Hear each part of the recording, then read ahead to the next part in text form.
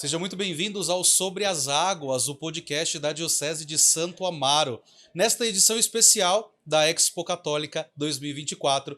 E nós temos neste momento uma grande alegria de acolher aqui o Padre Ailton, pároco da Paróquia Santa Gertrudes e Santuário Mãe dos Aflitos, em nossa Diocese de Santo Amaro, e fundador da Fraternidade São João Paulo II, que também está em Santo Amaro, de Santo Amaro para o Brasil e o mundo, mas que está em Santo Amaro, nasceu em Santo Amaro. Padre, seja muito bem-vindo, é uma grande alegria tê-lo aqui conosco, um padre de nossa Diocese, vivendo esta vida missionária e também de administrar e cuidar de uma paróquia. Muito obrigado por estar aqui conosco. Eu que agradeço, padre, uma alegria estar aqui no podcast, sobretudo porque é da minha diocese, e uma das coisas que eu faço questão de deixar claro é que eu sou um padre diocesano, fundador de um instituto religioso, e que amo minha diocese, não é? Foi onde me acolheu, na ordenação agora que tivemos, eu fiz questão de deixar isso claro, agradecer a minha diocese, agradecer os meus irmãos sacerdotes, porque na hora que a gente precisa, onde eu vou me valer são com os meus irmãos da minha diocese que estão ali para me apoiar. Então, uma grande alegria estar com vocês. Padre, vamos começar do princípio? Quando é que o senhor foi encontrado por Jesus e sentiu este ímpeto de dar a vida pelo reino? Então, eu sempre participei da igreja. Minha família não é religiosa, quer dizer, hoje é, né? Mas meus pais não eram religiosos, eu venho de uma família tradicional, assim, católica, porém minha mãe não ia à missa, meu pai não ia à missa, nem meus irmãos. Meus avós eram religiosos, eu tinha uma tia muito religiosa, mas talvez uma religiosidade popular, né? Agora, dia 29 de junho, fez 60 anos que a minha família entronizou o Sagrado Coração de Jesus. Então, por 60 anos é feita uma novena, por 60 anos é feito uma missa. Então, essa era a ideia que eu tinha religiosa. Eu sou nordestino de origem, sou de uma cidadezinha chamada Lagoa Nova, no interior da Paraíba. Meus pais vieram para São Paulo por conta das dificuldades de lá. Eu cheguei no interior de São Paulo com 5 anos de idade. Portanto, eu sou mais paulista do que da própria Paraíba, não é? Então, nessa pequena cidade, houve a evangelização dos redentoristas. Então, a minha cidade ela era toda setorizada, toda dividida. Cada setor tinha um coordenador e tinha novena de Natal, tinha terço. E numa dessas novenas de Natal, que muito marcantes, né, por sinal, eu guardo com muita satisfação esta memória, ali eu me encantava pelos cantos. Os cantos sempre foram algo que me chamaram muito a atenção. Daí, uma pessoa que se tornou minha catequista falou, olha, você não quer fazer catequese? Só que minha mãe deixou, mas eu que fui fazer inscrição, eu que fui até a igreja, daí fiz a catequese de primeira Eucaristia. Na catequese me chamaram para fazer parte de um coral infantil. E eu fui começar a cantar. Então, porque eu fui para o coral, decidi aprender a tocar violão. E aí fui fazer aula de violão e comecei a cantar na igreja com 9 anos de idade. Então, cantei em coral infantil até mais ou menos os 15 anos. Nos 15 anos depois eu fui cantar em coral polifônico. Cantei 4 anos em coral polifônico, fui solista. Depois fundei alguns grupos de canto, acho que 2 ou 3, se eu não me engano. E aí surgiu o meu grande amor. Surgiu meu amor pela juventude. Eu sempre comecei a evangelizar jovem, porque eu não achava a forma de evangelizar. Eu participei de uma forma de grupo de jovens que não era lá muito, assim, ortodoxa, digamos assim. E aí eu conheci a renovação carismática. Falem o que quiserem, me salvou. Se sou padre, Há muitos. se sou padre, eu devo a esse movimento, né? Quem quer falar mal, fale, mas fale indevidamente, porque é um movimento, é igreja. Nós não podemos fazer isso. É igreja. Se é igreja, nós precisamos amar e aceitar, embora sejamos diferentes, não é? Bom, lá eu tive conhecimento de igreja, sacramental, e lá foi preparando o meu coração para o que ia acontecer depois. O chamado vocacional. Eu estava numa ordenação, eu tinha alguns amigos de igreja, não é? Mas eu levava uma vida normal. Gostava bastante de sair à noite, de passear, de ir para os bailinhos. Eu gostava de dançar pra caramba. Gostava muito de dançar.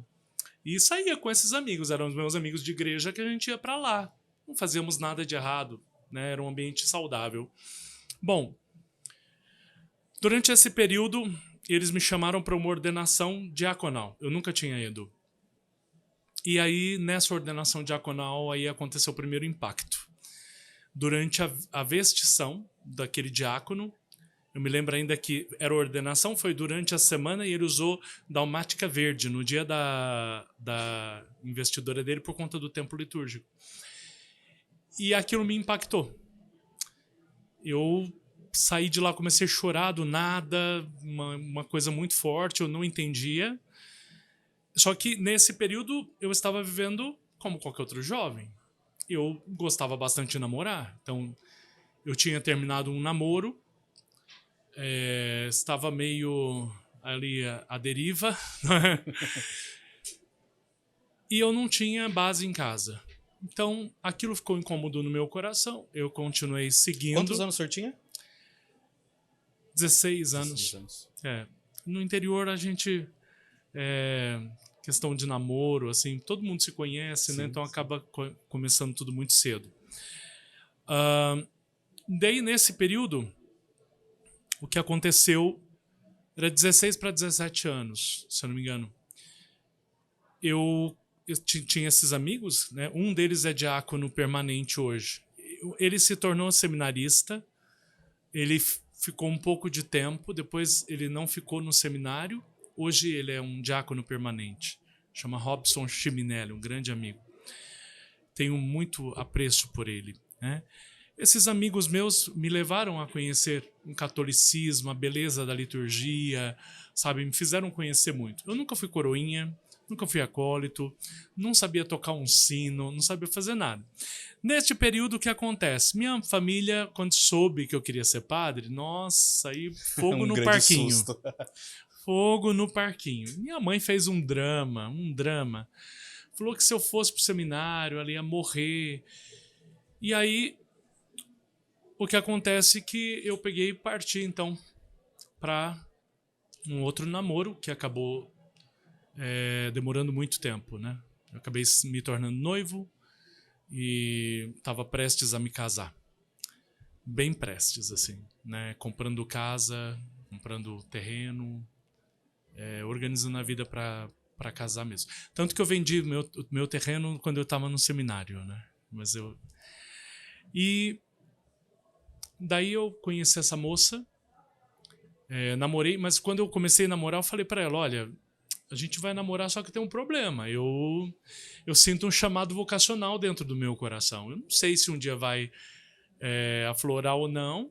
Ela falou, tudo bem. Eu falei, eu não quero te enganar, eu quero que você saiba disso, porque eu sinto incômodo.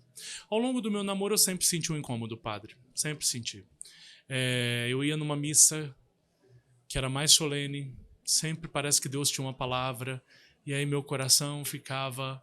E eu calado, né? Porque eu sabia o que Deus queria, mas eu tinha entrado num outro momento da minha vida, até que depois, em 2001 para 2002, eu tive a coragem de terminar o namoro. E aí eu estava já em São Paulo, minha família tinha mudado para cá. E tive coragem de terminar o namoro. Passei um ano sem namorar ninguém, sozinho, fazendo um exercício de cura interior. Depois comecei a fazer encontros vocacionais na diocese. E assim, foi um encontro. Um encontro era aquilo que eu via que ia me preencher. Então o sacerdócio para mim era como uma luva que se encaixou ao que eu já praticamente vivia, né? Porque minha evangelização com jovens sempre foi muito forte. Padre, como é lidar com este incômodo? Eu pergunto isso porque talvez tenha algum jovem que está nos acompanhando e que está passando por algo semelhante e que talvez não saiba ter este discernimento de que é um incômodo de Deus, de que é Deus que está movendo o meu coração, ou que está me dando sinais, ou que está me mostrando um caminho, e que às vezes fica perdido com este sentimento. Como foi para o senhor lidar com isso e como nós podemos ajudar este jovem que talvez esteja nos acompanhando e que está com este incômodo? Nossa, que pergunta legal.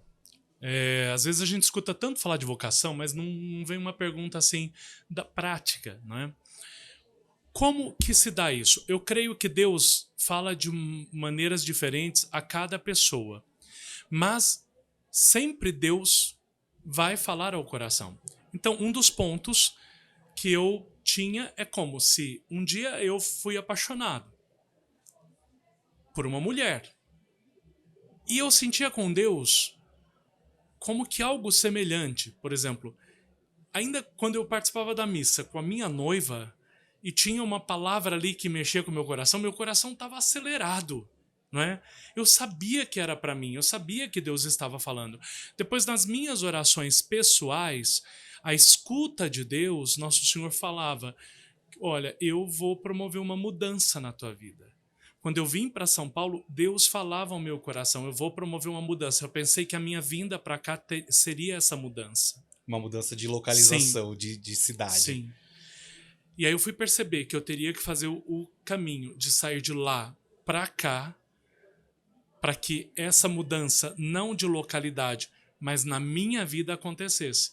Porque foi em Santo Amaro que eu fui encontrar o modelo de padre que eu gostaria de ser, né? Então, assim, a diocese, para mim, ela me apresentou, e realmente eu creio nisso, um modelo de padre que hoje atende à expectativa da igreja no nosso país, né? Uma boa formação, mas uma igreja que é a igreja da nova evangelização, onde a gente não tem medo do povo, onde a gente não tem medo das pessoas, onde a gente não tem medo do pobre, não tem medo das realidades novas, a gente enfrenta. Bem ou mal, mas a gente enfrenta.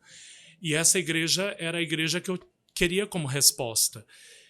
Eu não sei se em outro lugar eu teria tido a mesma coragem. Eu acredito que não. Eu acredito que Deus tinha que fazer se mover. Mas tudo isso eu sentia no meu coração, era algo físico. Agora, eu costumo sempre dizer, padre, 3 coisas que um jovem vocacionado precisa perceber. Escutar Deus. O silêncio, a escuta de Deus. Senhor, que queres falar comigo? Mostra-te a mim, né? Tem um livro de São José Maria Escrivá que ele sempre dizia, quando estava no surgimento do Opus Dei, ele dizia: Qui vide Domini? Que eu veja, Senhor. E eu sempre coloco essa jaculatória para as pessoas que estão começando o caminho vocacional.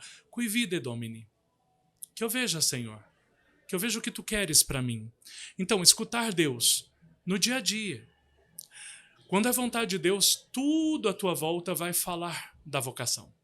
Tudo, mesmo que você não queira, tudo vai falar. Vão olhar para você. Nossa, teve uma cena que foi constrangedora. Eu fui para o retiro de carnaval, que foi o retiro da minha conversão. No entanto, eu já ali senti o chamado vocacional. Eu e a minha noiva. Sentados na mesa de retiro, a coordenadora do retiro, que é uma querida irmã, chega, olha para mim e ela não sabia, né? Que a namorada estava do lado, mas ela foi um pouco sem noção, né? Vamos falar. Ela chega, olha para mim e fala assim: você vai ser padre. E a minha namorada do lado ali, nossa, ela se retorcendo. E eu fiquei muito sem graça, muito sem graça. Mas Deus estava ali falando. Quisesse ou não, Deus estava falando. Depois, ao longo da vida, na palavra, na escuta eucarística, depois Deus começa a falar quando você faz um discernimento. Onde está meu coração? E aí foi nesse onde está meu coração que eu percebi que meu coração sempre esteve mais nas coisas de Deus do que nas coisas do mundo. E aí eu não podia mais dividir. Então, por quê?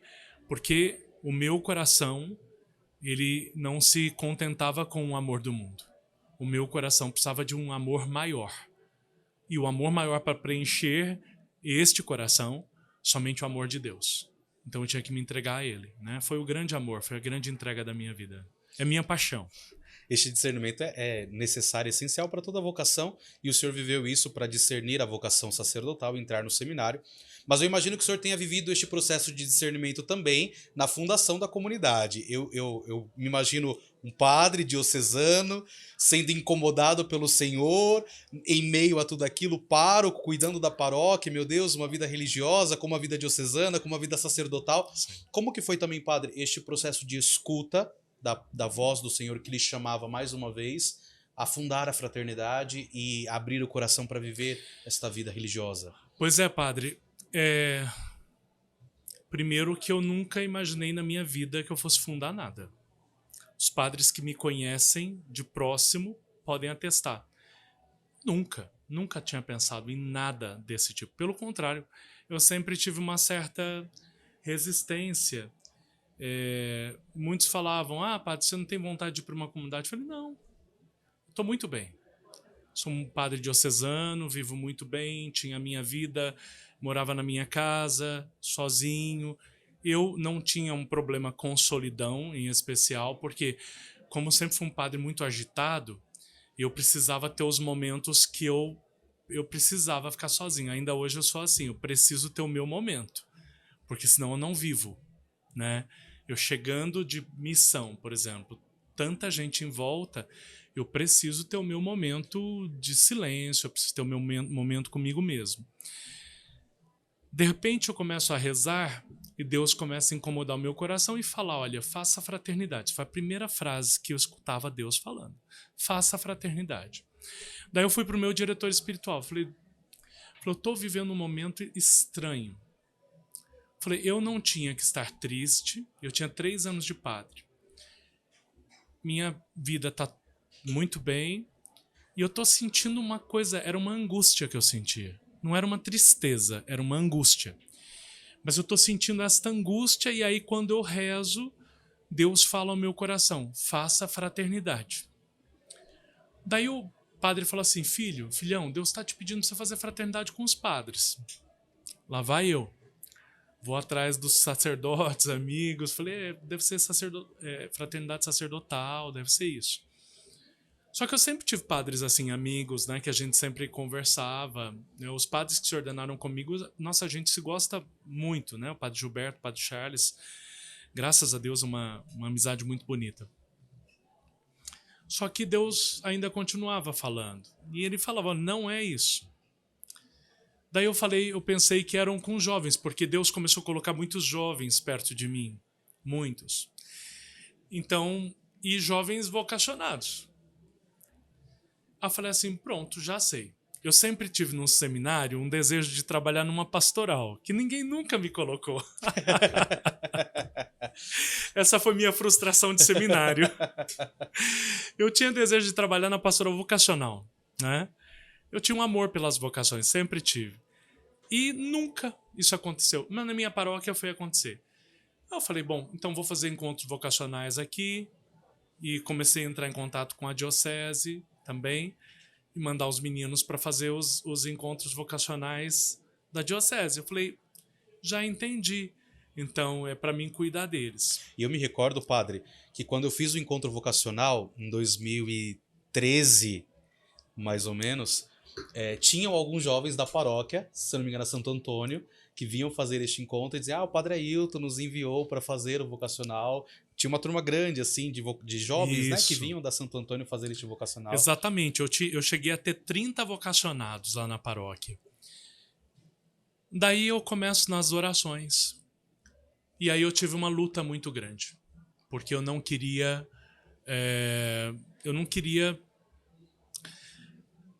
dar continuidade ao que eu percebia que Deus estava querendo.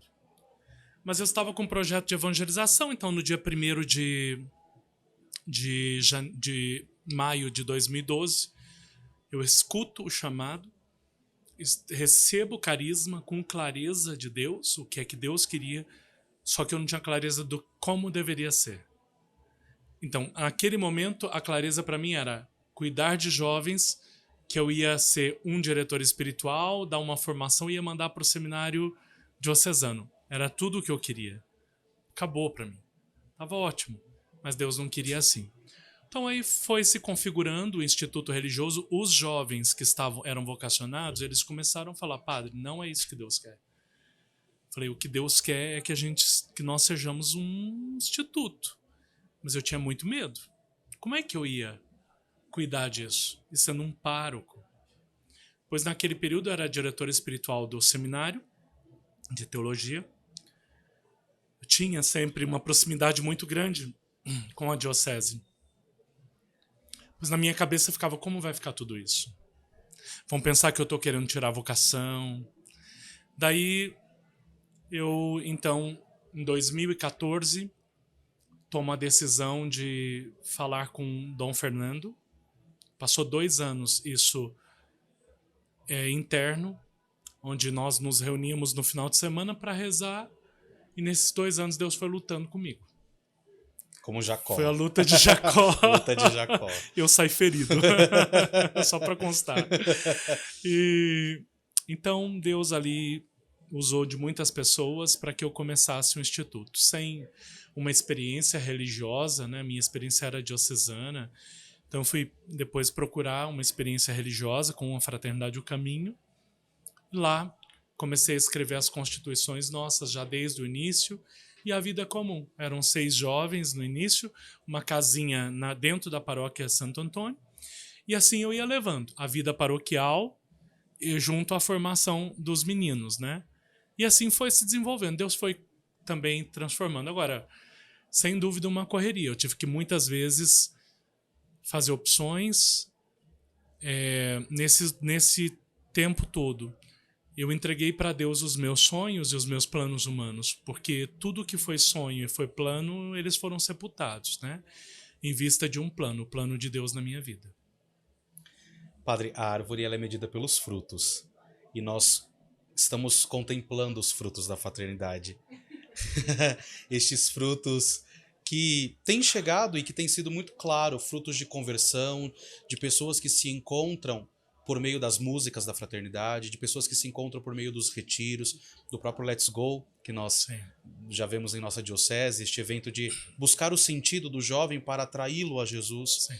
E nós vivemos recentemente, o Senhor de forma muito mais intensa que todos nós, a ordenação do irmão Samuel e do irmão Barnabé, né? Hoje Padre Samuel e Padre Barnabé.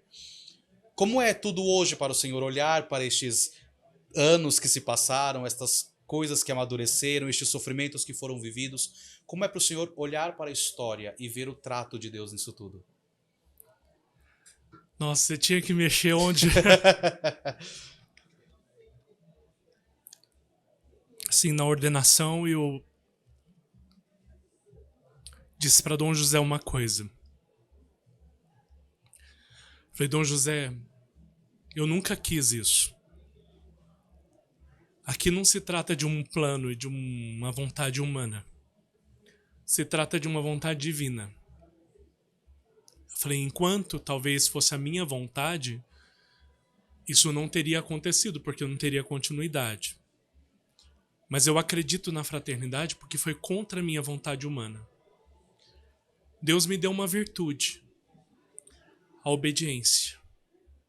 E eu sempre aprendi a obedecer. E no caminho da obediência foi onde a vontade de Deus foi sendo feita. Então, viver isso sem ter uma certeza de nada. E eu dizia para os meninos: olha, eu não sei se vocês serão ordenados.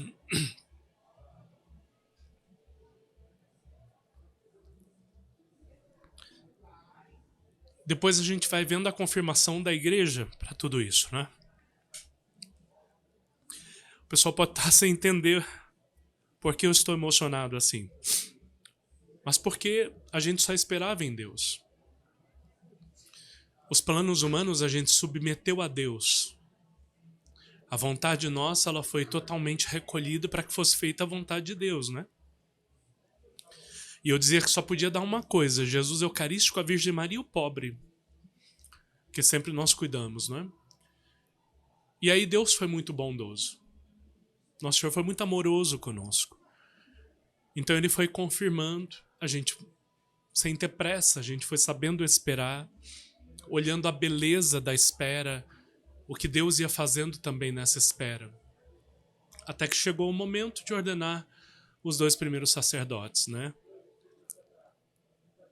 E foi tão importante essa espera, porque foram 2 meninos forjados.